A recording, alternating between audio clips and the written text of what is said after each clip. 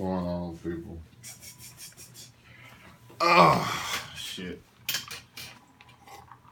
What's going on? I'd like to work me out to another DC TV talk.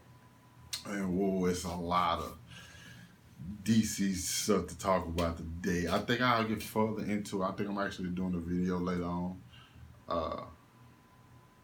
discussing like the whole Marvel and DC beef between fans. So it'll be pretty interesting how that kind of affects other things we're doing. But this is episode 6 of DC TV Talk, where I'm covering Gotham episode 8 and Arrow episode 5.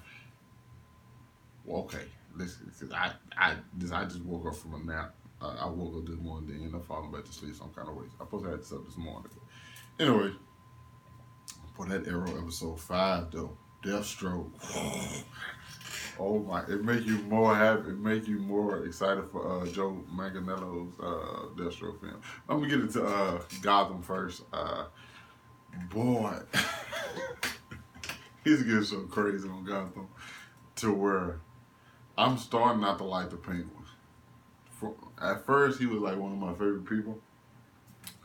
But he's starting to piss me off because he's starting to do like dumb stuff, and I'm kind of ready for him to get took down, because I don't want him to be, like I said on previous episodes, I don't want him to be the guy over Gotham. I want him to be the guy in the underground who actually does stuff underground, not literally underground, but like runs the underground. He's too out in the open, man, and he's a liability to anybody. And also, he's just be killing people for no reason. At some point, it's savage, but at other times, you just like, dude, like, come on, you just mad because.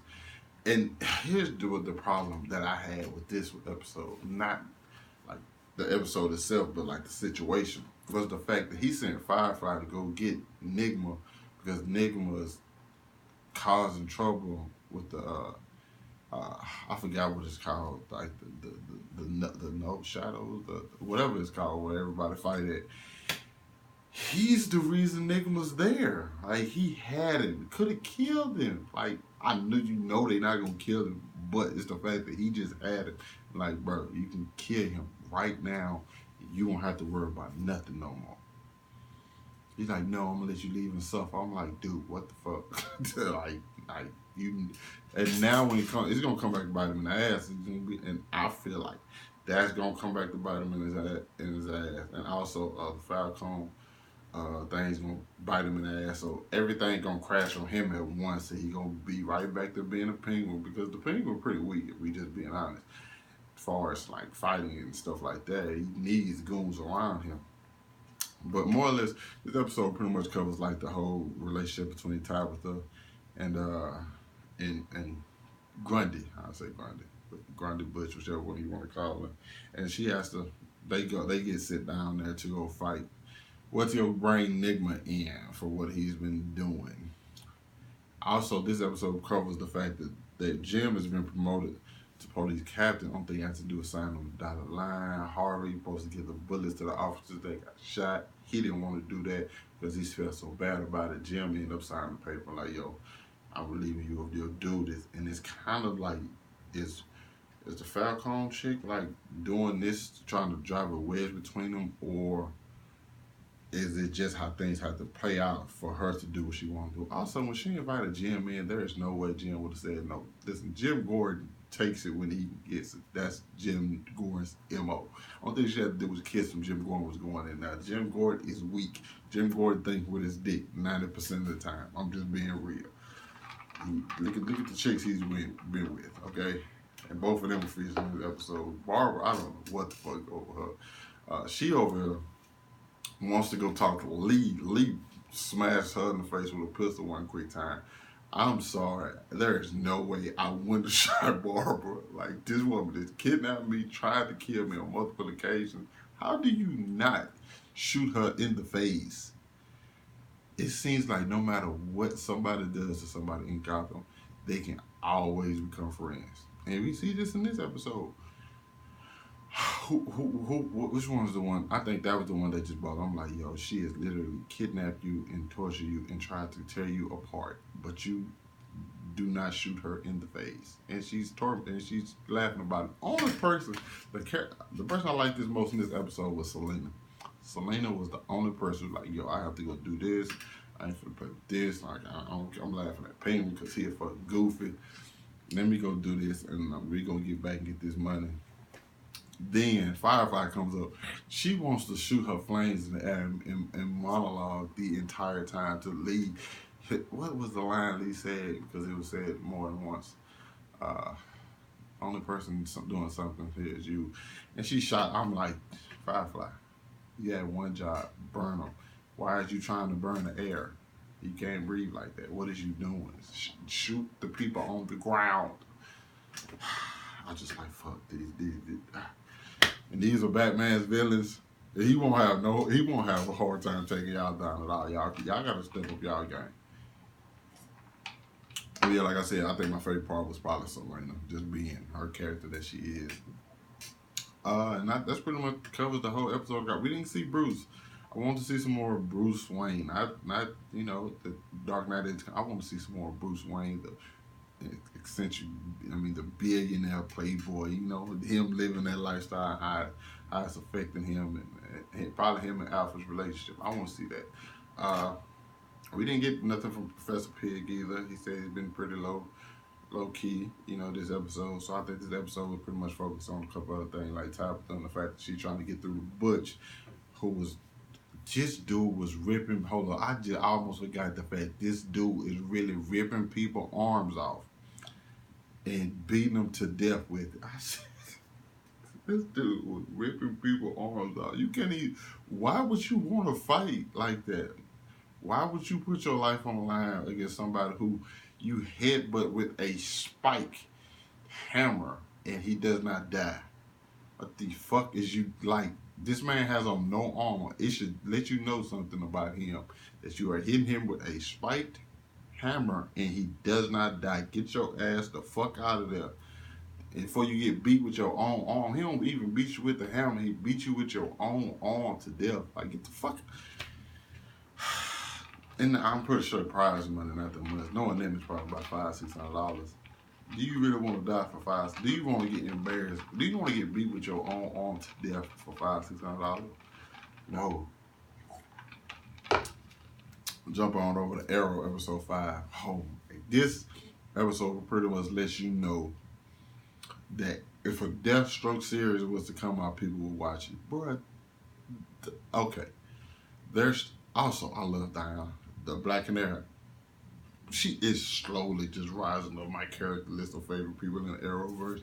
She is like steamrolling past people. She is one of my favorite characters. We find out that her former partner is the Vigilante, and the fact that he did not die that night she thought she saw him die, and that he was actually affected by the dark matter as well, and he has like a healing factor now. But one scar on his face that seemed to can't heal. I guess it might have happened before.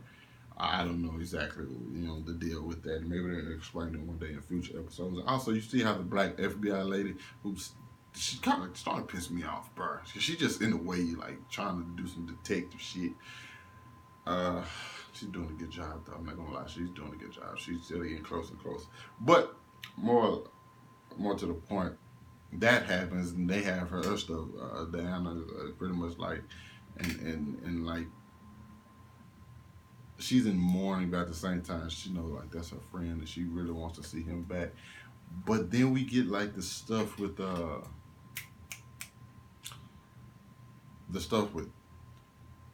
Oliver, and he's helping Slade to get his son back. He's going to a little small town. They love to see like people small town, see people who are in prison get out for like 50 bands. He was trying to get the boy. The boy was Slade's son was like called like dead. We get a few flashback scenes of Slade and his son. You know what I'm saying? The relationship they had.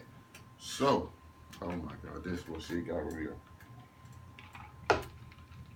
They go back. Oliver tells Slade that his son's dead. Slade and him go back to the motherfucking prison. He said, man, I want to see the body. Oh my gosh. That's when shit just hit the fan. He told him it wasn't nobody, and actually somebody named, Oh my God, the Jackals came and got him. This one, it really got it real for me. So Slade, like they'll put something in Oliver's drink. He's knocked out. Oliver wanted to go, and Slade told him like, "Yo, this is not your battle anymore." I like the fact that Slade actually stuck to his word. Like, "Yo, this is not your battle anymore." Even though Slade has killed numerous people, just because he got like a situation that he's in now doesn't make him a good person. Slade's killed numerous people, but the fact that he stuck to his word and like, "Yo, you not," he tried to keep Oliver as far as he could away from this. If this shit was rated R, oh my God, but we would have saw some shit. Because when he bust up in that warehouse, now listen, I'm not trying to compare stuff, but bruh, I'm just thinking about Marvel's Daredevil, okay? That's the only thing that comes to my mind because I'm thinking about warehouse, the guy breaking in, moving a whole bunch of goons. But I was like, I'm sorry, I like Deathstroke more than Daredevil. It's simply that scene with him going in and he went to work on everybody with that fucking blade and that gun. Like he's slicing them. And like that, he hit them so hard, they bodies flying off the ground. That had to be, yeah, that's my favorite Arrow fight scene ever. I might be like on a little eye from it, but yeah, pretty much. Slade went to work on everybody. He could have killed everybody in that bitch. He stopped because he started talking to old boy. That's the only reason. He went to work. That little scene right there made me so much happy for the upcoming Deathstroke film. I'm ready to see Deathstroke. Hey, it's gonna have to be rated R now because I need to see him cut people's heads off.